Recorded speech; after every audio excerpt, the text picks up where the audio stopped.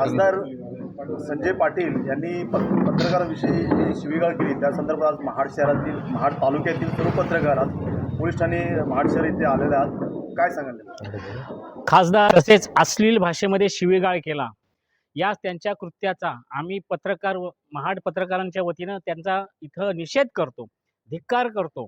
त्यानंतर अशा या खासदारांवरती गुन्हा दाखल व्हावा यासाठी आम्ही या महाड शहर पोलीस स्टेशनला इथं आलेलो आहोत. इथले जे पोलीस निरीक्षक आहेत, काय नाव? एक शिंगे यांना आम्ही या पद्धतीचं निवेदन दिलेलं आहे आणि त्यांच्या विरोधात तात्काळ तक्रार दाखल करावी, जेणेकरून ही जी धमकी दिलेली आहे, जीवे ठार मारण्याची धमकी, ही आम्हा सर्व पत्रकारांना दिलेली आहे. आज आम्हाला पत्रकारितेमध्ये काम करताना आज आम्ही निर्भयपणे कसं काय काम करायचं, अशा पद्धतीने जर पत्रकारांना जीवे ठार मारण्याच्या धमक्या जर येऊ लागल्या आणि ते सुद्धा व्हिडिओ रेकॉर्डिंग ज्याचं सोशल मीडियावरती सगळ्या न्यूज चॅनलवरती सगळ्या अख्ख्या महाराष्ट्राने बघितलेलं आहे.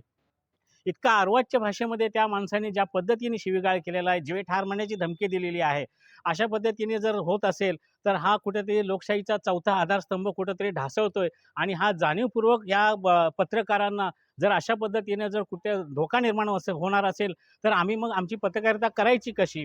आणि ह्यासाठी आज आम्ही या ठिकाणी महाड तालुक्यातील सर्व पत्रकार या ठिकाणी आम्ही सर्व संघटनांचे पत्रकार या ठिकाणी आम्ही एकवटलो. आम्ही छत्रपती शिवाजी महाराज चौक या ठिकाणी त्यांचा निषेध देखील केला आणि तिथून आम्ही या महाड शहर पोलीस स्टेशनमध्ये आलेलो आहोत. इथं आम्ही आमचं एक निवेदन दिलेलं आहे आणि त्यांच्यावरती तात्काळ गुन्हा दाखल करावा, तक्रार दाखल करावी.